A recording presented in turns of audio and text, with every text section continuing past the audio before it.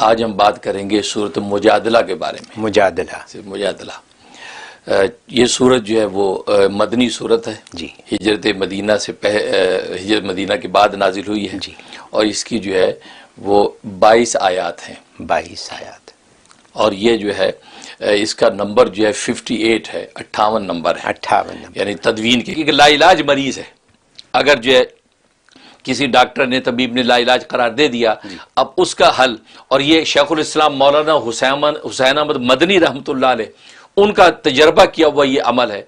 फरमाया कि असर के बाद मरीज के पास बैठकर 3 मरतबा इस सूरत को तिलावत करें और हर एक के बाद उसके ऊपर दम करें, फूंके जोर जोर से, तो रोजाना, और 41 दिन पाबंदी से करें। फरमाया जैसा भी लाइलाज मरीज होगा अल्लाह तबारक व तआला उसको शिफा दे देंगे।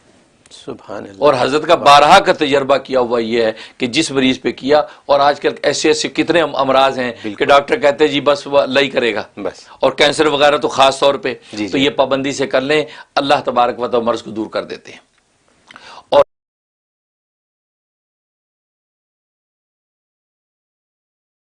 की जो वज़ाइफ हैं वो वज़ाइफ जो मैं टीवी पे बताता हूँ, किसी के पूछने पे उमूमी होते हैं। वो पूछने वाला तो एक ज़रिया बनता है, लेकिन वो उमूमी होता है कि आपके अभी अगर उसी तरह के हालात हों तो आप बिल्कुल जो है उस पर अमल कर सकते हो, उस पर कोई मजाका नहीं है, उसकी आम इजाज़त होती है। बाकी पूछने वाले का ज़रिया बनता है, लेकिन ये कि खुसूसियत नहीं होती कि वही करे कि दूसरा कोई ना कर सके। या ये कि आपने माँ सुना किसी और शख्स को कोई तकलीफ हुई, आपने मेरा वो वजीफ़ा सुना हुआ है, उसकी भी मैंने इजाज़त दे रखी कि आप आगे बता सकते हैं कि हाँ भी मुफ्ती साहब हमें ये वजीफ़ा बताया था, ये आप ये अमल कर लें।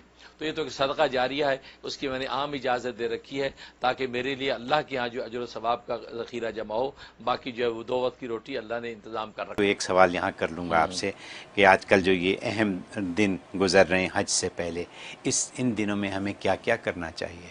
अच्छा माशा, ये अच्छा सवाल किया। हाँ वाकई ये दिन बहुत अहम है। यकम ज़िलहज्जा से लेके जो है वो पहली जो 10 रातें बड़ी अहम हैं।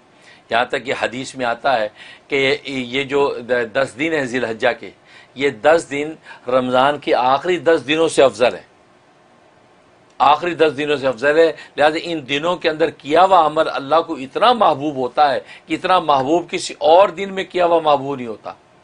लिहाजा ये दिन इतने, सुबह सादिक से लेकर गुरूब आफ्ताब तक ये दिन कहलाता है। इस दिन के अंदर जो भी जिक्र अज़कार, जो भी अमाल अशकाल करेंगे वो इतने कीमती हैं कि पूरे साल के अंदर ऐसा कोई दिन नहीं है जिसमें ये अमल इतना कीमती हो। लिहाजा ये अफजल। और फरमाया हदीस में आता है कि रमज़ान की आखिरी जो 10 रातें हैं वो ये इस ज़िलहज्जा की 10 रातों से अफजल है, क्योंकि उसमें ताक़रात लैलतुल क़द्र उससे अफजल है। लेकिन इन रातों की इतनी बड़ी कीमत है, फरमाया कि इस एक रात की इबादत अल्लाह तबारक व तआला के यहाँ लैलतुल क़द्र के बराबर लिखी जाती। ये जो रातें गुजर रही हैं 10 रातें, तो इस रात में इबादत के लिए आप खड़े हो जाएंगे, ईशा के बाद जो 2 रकात नफिल पढ़ लेंगे, 1 सिपारा पढ़ लेंगे, तो ये आपको लैलतुल क़द्र से भी ज़्यादा अजर, लैलतुल क़द्र के बराबर अजर दिया जाएगा। तो गोया कि 10 रातों में आपने इबादत कर ली तो गोया कि 10 लैलतुल क़द्र का अजर सवाब आपको अता होगा। और एक लैलतुल क़द्र का सवाब आप जानते हैं कि जनाब वो कितनी बड़ी 84 साल की इबादत से अफजल, और आपको 10 रातों को आप काउंट कर लें कितनी बड़ी इबादत, इसलिए बड़ी अहम है। लिहाजा इसमें जो है कसरत से ला इलाहा इल्लल्लाह की विर्द करें, कसरत से इस्तिग़फ़ार करें, और कसरत से कुरान की तिलावत करें, और नवाफिल पढ़ें, उसका एहतमाम करें। तो रातों के अंदर कम से कम 10 नवाफिल पढ़ने का एहतमाम कर लें। भले मगरिब से ईशा के दरमियान में पढ़ लें, भले जो है रात सोने से पहले 10 नफिल पढ़ के अल्लाह से खैर मांग लें। और इसी दिन के अंदर जो है कुरान करीम की तिलावत कम से कम 1 पारा तिलावत रोज़ाना कर लें, और 500 मरतबा अस्तग़फ़िरुल्लाह रब्बी मिन कुल्लि ज़ंबिन व अतूबु इलैहि, या अस्तग़फ़िरुल्लाह अल्लज़ी ला इलाहा इल्ला हुवल हय्युल क़य्यूम व अतूबु इलैहि, ये 500 मरतबा। और ला इलाहा इल्लल्लाह मुहम्मदुर रसूलुल्लाह, ला इलाहा इल्लल्लाह, ला इलाहा इल्लल्लाह, ये 500 मरतबा पढ़ लें। इसी तरह सुब्हानल्लाहि वल्हम्दुलिल्लाहि वला इलाहा इल्लल्लाह वल्लाहु अकबर वला हौला वला कुव्वता इल्ला बिल्लाहिल अलिय्यिल अज़ीम 500 दफ़ा पढ़ लें। और सलातो सलाम दुरूद शरीफ अल्लाहुम्मा सल्लि व सल्लिम बारिक अला मुहम्मद व अला आलि मुहम्मद, ये जो है ये आप पढ़ लें 500 दफ़ा। जो मैं दुरूद बताता हूँ वो वाला पढ़ लें, अल्लाहुम्मा सल्लि व सल्लिम बारिक अला सय्यिदना मुहम्मदिन नबील उम्मी व आलिहि व सहबी अल्फ़ अल्फ़ी मर्रतीन, ये भी पढ़ सकते हैं। और ये दुरूशी भी पढ़ सकते हैं, अल्लाहुम्मा सल्लि व सल्लिम व बारिक अला मुहम्मद व अला आलि मुहम्मद कमा सल्लैता व सल्लमता व बारकता अला इब्राहीम वाला आल इब्राहीम इन्नका हमीदुम मजीद। ये दुरूद इब्राहिमी को मर्ज कर दिया है, ये दुरूद इब्राहिमी आप पढ़ लें तो 500 मरतबा ये पढ़ लें तो इंशाल्लाह आप देखें इनकी पूरी हकीकी बरक़ात व समरात आपको नसीब होगी। बाकी कुर्बानियाँ तो है ये अजीम अमल, वो उन 3 दिनों के अंदर आप अमल करें, जो है वो 10, 11 और 12 इनके अंदर करें। और सबसे बड़ा उसके अंदर एक नोट कर लें कि अरफा का रोज़ा, आपको पता है कि ये जो है ये जो दिन गुजर रहे हैं ये यकम ज़िलहज्जा से एक रोज़ा अगर रखें 1 साल के बराबर अजर सवाब है। और हदीस में फरमाया कि जब 9 का रोज़ा रखेंगे यानी अरफा के दिन का रोज़ा रखेंगे, वो रोज़ा जो है वो 1 साल के बराबर भी है। और मज़े की बात नबी फरमाते हैं कि मुझे उम्मीद है अल्लाह ताला से कि ये 1 साल पहले और 1 साल आइंदा के गुनाहों का कफ़ारा भी है, यानी गुनाह माफ़ करवा देगा। तो 9 का जो रोज़ा आ रहा है यानी यौम अरफा का रोज़ा इसको बोलते हैं। और अरफा का रोज़े का मतलब ये है कि जब मैदान अरफात के अंदर हाजी पहुँचेंगे, वो जो दिन है उस दिन का रोज़ा, और वो इस 2021 के अंदर जो है वो मंडे का दिन बन रहा है, क्योंकि ट्यूसडे को जो ईद उल अज़हा है, लिहाजा जो है वो मंडे का दिन बन रहा है। तो मंडे को जो है आप जो है वो अरफा का रोज़ा रखें। बाकी आपकी दुनिया में लोकल कैलेंडर कुछ भी हो, मैंने रात भी इस मसले को क्लियर किया है, मंडे का रोज़ा आप रखेंगे तो यौम अरफा के रोज़े का अजर और आपको फजीलत मिलेगी। लिहाजा पीर का रोज़ा रखें, ठीक है, पीर का रोज़ा रखें। अगर आपके मुल्कों के हिसाब से, जैसे पाकिस्तान में इस दफ़ा जो है वेडनेसडे को ईद है, तो वहाँ ट्यूसडे जो है वो 9 ज़िलहज्जा बन रही है। और वो क्लियर मैंने रात एक शुबे में कर दिया है कि 9 ज़िलहज्जा मुराद नहीं, यौम अरफा मंडे का है। लिहाजा पाकिस्तान, इंडिया, बांग्लादेश वाले भी जो है उनको भी चाहिए कि वो मंडे का ही रोज़ा यौम अरफा का रखेंगे तो उनको यौम अरफा के रोज़े की फजील मिलेगी। क्योंकि ट्यूसडे का रखेंगे तो अरफात के अंदर तो हाजी है ही नहीं, जबकि हाजी की मुमासरत की वजह से तो इसकी फजीलत थी, वो मुमासरत नहीं रही तो फिर आप रोज़ा रख रहे हैं। लेकिन फिर भी आप रखना चाहते हैं तो मैंने ये कहा था कि आप मंडे का लाजमी रखें यौम अरफा की फजील लेने के लिए, लेकिन साथ ट्यूसडे का भी शामिल कर लें। आपके लोकल के हिसाब से 9 ज़िलहज्जा बन रही है, आप वो भी रख लें, क्योंकि बहुत से स्कॉलर वो भी कहते हैं कि 9 ज़िलहज्जा मुराद है। लेकिन मैंने तो ये बात कही कि मेरी नाक़िस तहक़ीक़ यही है कि चूँकि यौम अरफा के साथ इसकी फजीलत है, तारीख़ के साथ इसका तयन नहीं है। अगर तारीख़ के साथ तयन होता तो नबी पाक सल्लल्लाहु अलैहि वसल्लम जो है हज की फ़र्जियत से पहले भी 9 ज़िलहज्जा की फजीलत वाला रोज़ा रखते या उसकी फजीलत बयान करते। लेकिन जब हज का तसव्वुर आया, नुज़ूल हुआ, उसके बाद आपने यौम अरफा की बात की, फजीलत की बात की, तो मालूम हुआ कि यौम अरफा के साथ मुमासलत की बुनियाद पर इस रोज़े की फजीलत है, या तो वह आप रखें। और उसके अलावा जो है बाकी कुर्बानियाँ। अब आगे एक और तकबीरात तशरीक का मसला समझ लें कि 9 ज़िलहज्जा जो होगा, 9 ज़िलहज्जा की फजर से लेके 13 ज़िलहज्जा की असर तक हर फ़र्ज़ नमाज का सलाम फेरने के बाद एक मरतबा बुलंद आवाज़ से तकबीरात तशरीक कहना वाजिब। मर्दों के लिए बुलंद आवाज़ से है, औरतों के लिए आहिस्ता आवाज़ से कहना वाजिब। अल्लाहु अकबर, ला इलाहा इल्लल्लाह, अल्लाहु अकबर वलिल्लाहिल हम्द, एक मरतबा बुलंद आवाज़ से, फिर बाकी जो कहना हुआ, फिर बाकी 2 मरतबा कहना जो है ये सुन्नत है। लिहाजा आम नमाजों में जब हों तो ये मर्द जो है बुलंद आवाज़ से 1 मरतबा कहें, 3 मरतबा बुलंद आवाज़ से कहना सुन्नत। और औरतें जो है ये आहिस्ता आवाज़ से कहेंगी, 1 मरतबा कहना वाजिब, 2 मरतबा मज़ीद कहना ये सुन्नत। तो ये और इनफरादी नमाज हो, इज्तिमाई नमाज हो, अकेले पढ़ रहे हो, हर हाल में जो है ये हुक्म है। इसमें कोताही करते हैं लोग, अकेले पढ़ रहे हैं तो ये तकबीरात तशरीक नहीं कहते, औरतें घरों में पढ़ रही हैं तो नहीं कहती, नहीं ऐसा नहीं, वो सलाम फेरते ही आहिस्ता आवाज़ से अपनी तकबीर तशरीक 1 मरतबा कहना वाजिब और आगे 3 मरतबा कहना जो है वो सुन्नत है। इसका अहतमाम करें। और ये गोया कि यौम अरफा जो मंडे का है उसकी फजर के बाद से शुरू होगी ये तकबीरात तशरीक, और ये 13 ज़िलहज्जा की असर तक रहेगा, और असर के बाद फिर ये हुक्म जो साक़ित हो जाएगा। ये इसका अहतमाम करें, ये बहुत अहमियत की हामिल है। बाकी अल्लाह तबारक व तआला ये हुज्जाज कराम जो हज के लिए पहुँचेंगे उनके हज को अल्लाह कबूल फरमाए। और इस साल का हज जो है बड़ा जो है अफसोसनाक, अंदोनाक है, दिल दुखा हुआ उम्मत मुस्लिमा का कि हरमैन शरीफ के अंदर वो रौनकें जो हर साल हज में होती थी, ये कोरोना वायरस का मर्ज़ और दीगर जो भी वजूहात हैं उस वजह से इस साल हज ओपन नहीं है। जिस अंदाज से हो रहा है दुखे दिलों के साथ ही हम उन मनाजिर को देखेंगे। लेकिन यह कि आप अपने मुकाम पर बैठ के खुदा को याद करते रहें। आप कहीं भी बैठ के पुकारेंगे, खुदा आपकी सुनेगा और आप तक इंशाल्लाह पहुँचेगा। बहुत खूब, बहुत ज़बरदस्त, बहुत clarification, thank you so very much. आज हम अल्लाह तबारक व तआला के अस्माए हुस्ना में से 18वें नंबर के नाम पर गुफ्तगू करेंगे जी। जो कि बाज़ किताबों में 17 नंबर उसका लिखा हुआ है। उन्होंने लफ्ज़ अल्लाह को काउंट नहीं किया तो रहमान से नंबर 1 शुरू किया, लेकिन हमने चूँकि अल्लाह को भी काउंट किया था तो हमारा जो है ये आज का जो है नाम ये 18वां नंबर बनता है 18। और ये है अर्रज़ाक़ु। अर्रज़ाक़ु बहुत बाबरकत नाम है। सारे रिज़्क़ के ख़जाने इस नाम की जो है तजल्ली हैं। और रज़ाक़ का माना बहुत ज़्यादा रिज़्क़ देने वाला बहुत ज़्यादा रोज़ी देने वाला। और ये नाम जो कुरान करीम में 5 मरतबा अल्लाह तबारक व तआला ने मुख्तलिफ़ आयात में दोहराया है। और इसके अदद जो है वो 308 बनते हैं, 300 एंड जो है वो 308। और इसका मुफरद अदद बनता है 11, क्योंकि 3 और 8 जो है वो 11 बनते ही इसका मुफरद अदद है। गोया कि 11 दिन के विरद के बाद कोई ना कोई अल्लाह तबारक व तआला का लतीफ़ा ज़रूर ज़ाहिर होना चाहिए। इंसान जितने भी सिद्क़े दिल से पढ़ेगा तो 11 दिन के बाद उसका लतीफ़ा कोई ना कोई ज़ाहिर होना चाहिए। तो ये बाबरकत नाम है। और इस्तिलाही माना में इस रज़ाक़ का माना वो ज़ात जिसने हर जानदार की, हर मखलूक की रोज़ी अपनी ज़िम्मे ले रखी है। न सिर्फ ज़िम्मे ले रखी है बल्कि उन रोज़ियों को पैदा भी करता है और पैदा करने के बाद उन तक पहुँचाता भी है मखलूक तक, भले वो मखलूक कहीं भी हो उन तक वो पहुँचाता है। और कुरान करीम में इस चीज़ का इजहार कर दिया कि वमा मिन दाब्बतिन फिल अर्ज़ि इल्ला अलल्लाहि रिज़्क़ुहा, कि रुए ज़मीन पर कोई भी चौपाया चलने वाला जानदार ऐसा नहीं है कि मगर उसका रिज़्क़ अल्लाह के ज़िम्मे है। व यालमु मुस्तक़र्रहा व मुस्तौदाहा, और अल्लाह तबारक व तआला उस मखलूक के मुस्तकिल ठिकाने को भी जानता है और उसके आर्जी ठिकाने को भी जानता है।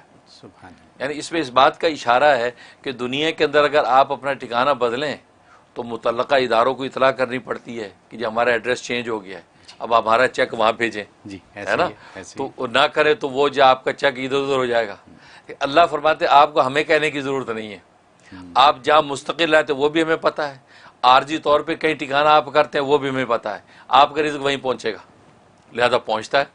इंसान मुसाफिर हो तो पहुँचता है, घर में मुकीम है तो भी पहुँचता है। बल्कि इस पर जो हज़रत मूसा अलैहिस्सलातु वस्सलाम का वाक़या बड़ा दिलचस्प आता है कि हज़रत मूसा अलैहिस्सलातु वस्सलाम को अल्लाह तबारक व तआला ने जब कोह तूर पे तजल्ली दिखाई और आपने ये समझा कि आग है और अपने अहलिया जो है वो दर्द ज़ेह में थी, तो आग लेने के लिए वहाँ गए तो पता चला वहाँ तो रब्ब करीम की तजल्ली थी। तो अल्लाह तबारक व तआला से उनकी गुफ्तगू हुई, कलाम हुआ और वही नाजिल हुई। और साथ ही हुक्म हुआ कि फ़िरौन के पास जाओ दावत हक़ देने के लिए। अब ये दिल में सोचने लगे कि अहले खाना का क्या होगा, उनका ख्याल कौन करेगा, पीछे जो भी मेरे साथ मेरे किफ़ायत में लोग हैं उनके रिज़्क़ रोटी का क्या बनेगा। तो ये ख्याल आया तो अल्लाह तबारक व तआला ने फरमाया कि मूसा ये सामने जो पत्थर है इस पत्थर के ऊपर जो अपनी लाठी मार। लाठी मारी तो पत्थर टूटा, उनमें से एक और पत्थर निकला। फरमाया इस दूसरे पत्थर पे लाठी मार, वो टूटा, उसमें से एक और पत्थर निकला। फरमाया तीसरे पत्थर पे फिर मारा तो टूटा, उसमें से एक छोटा सा कीड़ा जिसके मुंह में सब्ज़ पत्ता है, वो ग़िज़ा है, वो खा रहा है और ये तराना पड़ रहा है कि सुबहान मन यरानी व यालमु मकानी, के पाक है वो ज़ात कि जो मुझे देख रही है और मेरे इस ठिकाने को भी जानती है, वह यस्मा कलामी, और मेरे कलाम को भी सुनती है, वह यज़कुरनी वला इंसानी, और मुझे यहाँ पर भी याद रखे हुए है कि मुझे रिज़्क़ पहुँचा रही है और मुझे भूली नहीं है। सुभान अल्लाह। तो अल्लाह तबारक व तआला फरमाया मूसा मैं इस कीड़े को यहाँ खुराक पहुँचा सकता हूँ तो तेरे अहले खाना का मैं कफ़ील नहीं हो सकता। तुम परेशान ना हो, तू मेरे काम में लग, मैं तेरे काम में लगूँगा। तो मतलब ये अल्लाह तबारक व तआला के राज़िक़त का आलम है कि जहाँ भी होता है उसी जगह रिज़्क़ पहुँचाता है। इसलिए उलमा ने लिखा है कि रिज़्क़ की 2 किस्में हैं, एक रिज़्क़ ख़ास है, एक रिज़्क़ आम है।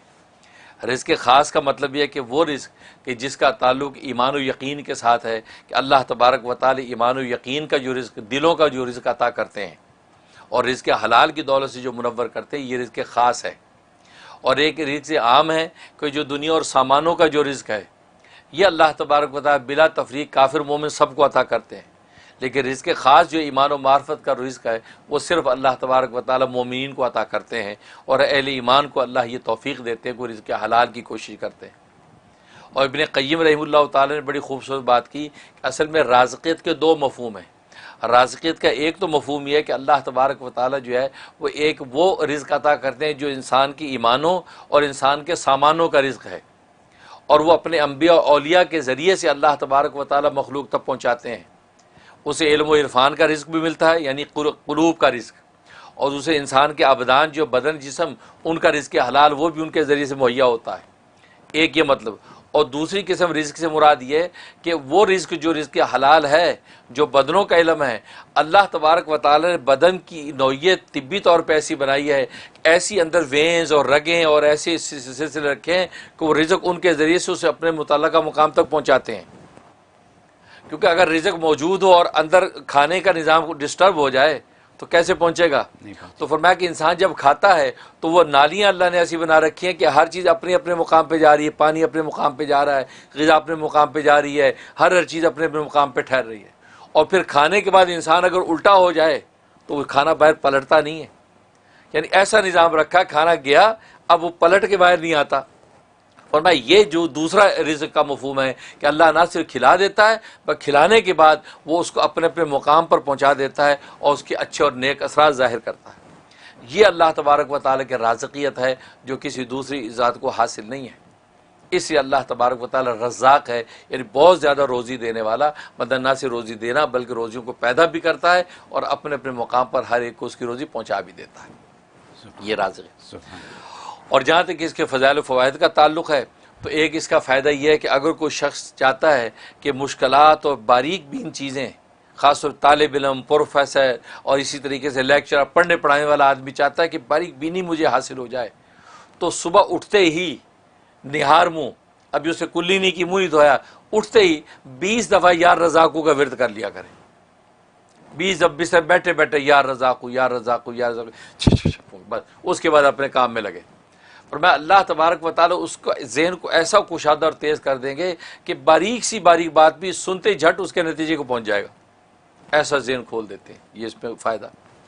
और दूसरा फ़ायदा ये है कि अगर कोई चाहता है कि घर के अंदर रिज़्क़ की फरवानी हो जाए और घर से बीमारियाँ और आफतें निकल जाएँ और घर जनाब जन्नत नज़ीर बन जाए, तो फरमाया कि वो शख्स रोज़ाना सुबह की नमाज़ पढ़ने के बाद, फजर की नमाज़ के बाद अपने घर के चारों कोनों में 10-10 मरतबा या रज़ाक़ू फूंक दिया करे, और उस कोने से शुरू करे जो कोना जो किबले की तरफ सीधी तरफ है। अगर किबला इधर है तो सीधी तरफ का कोना वो है, तो सबसे पहले उस कोने पे खड़ा होकर या रज़ाक़ू 10 दफ़ा पढ़ के 3 दफ़ा फूंक दिया, फिर उल्टी तरफ आ जाए, फिर 10 दफ़ा पढ़ के, उसके बाद ये पीछे की तरफ आ जाए 10 दफ़ा फूंक, फिर उस तरफ, तो गोया कि चारों कोनों पे 10 दफ़ा फूंक दिया करे तो घर में रिज़्क़ की फरवानी हो जाएगी, गैब से रिज़्क़ आएगा और कोई बीमारी घर में नहीं ठहरेगी। ऐसा ज़बरदस्त फ़ायदा है। और तीसरा फ़ायदा इसका ये, अगर कोई चाहता है मैं दौलतमंद हो जाऊँ, मालो दौलत हाथम ताई बनूँ, बांटूँ भी और अल्लाह अता भी करे, तो फरमाया कि वो शख्स जो है फजर की सुन्नत और फ़र्ज़ के दरमियान 550 मरतबा 550 टाइम जो है या रज़ाक़ू विर्द करें। अव्वल आखिर 11 मरतबा दुरूद इब्राहिमी पढ़ ले, और ये करने के बाद अब ये फ़र्ज़ नमाज अपनी फजर की अदा करे।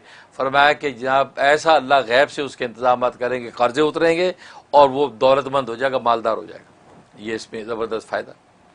और एक इसका फ़ायदा ये है कि अगर कोई चाहता है कि मैं जिससे मुलाकात करने जा रहा हूँ वो मेरी जो हाजत और ज़रूरत है वो उससे पूरी हो जाए, उसके दिल में अल्लाह डाल दे कि वो मेरा ये काम कर दे।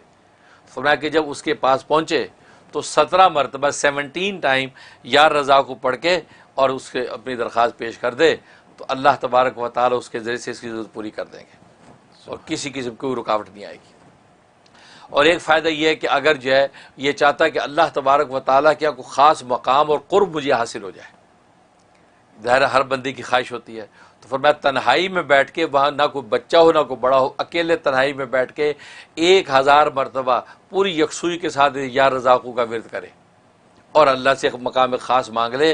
फरमाया कि अभी एक चिल्ला पूरा नहीं होगा तो अल्लाह तबारक व तआला अपना ख़ास क़ुर्ब उसको अता कर देंगे और वो महसूस करेगा। ये ज़बरदस्त फ़ायदा। और एक फ़ायदा ये है कि अगर कोई कैदी है, कैद में है बेगुनाह, तो कैदी को छुड़ाना चाहता है या कोई मरीज़ है बेचारा वो मर्ज़ से छुटकारा चाहता है, तो फरमाया कि 125 मरतबा पढ़ के आप उस कैदी के लिए दुआ करें। अव्वल आखिर 11 मरतबा दुरूद शरीफ, या जो मरीज़ है और उस मरीज़ के लिए 125 मरतबा पढ़ के आप जो उसकी सेहत की दुआ करें, अल्लाह तबारक व तआला ये 3 हफ्ते के अंदर ही इंशाअल्लाह उस कैदी को रिहा कर देंगे और इस मरीज़ को शिफा दे देंगे। ये ज़बरदस्त के फ़ायदे हज़रत माशाअल्लाह। और जहाँ तक ख्वाब में ताबीर का ताल्लुक़ है, और मैं ख्वाब में अगर ये देखा, इसका मतलब है अल्लाह तबारक व तआला इसको अपना कुर्ब ख़ास अता करेंगे और दीन दुनिया के जो है रिज़्क़ और दौलतें इसके लिए आसान कर देंगे। लिहाजा ये सदक़ात का अहतमाम करे, माली सदका गरीबों में बांटना शुरू कर दे, अल्लाह मुकाम ख़ास भी देंगे और रिज़्क़ की फरावानी कर देंगे। ये ताबीर। सुभान अल्लाह। हज़रत ये जो रिज़्क़ की जो आपने आज तारीफ़ बयान कर दी है, रिज़्क़ ख़ास, रिज़्क़ आम, और उसके अलावा जो आपने इतनी एक्सप्लेनेशन दे दी है, ये पहले नहीं सुनी किसी, मैंने नहीं सुनी, और मुझे यकीन है कि हमारे देखने वालों में से बहुतों ने इसको नहीं सुना, ना इसको समझा।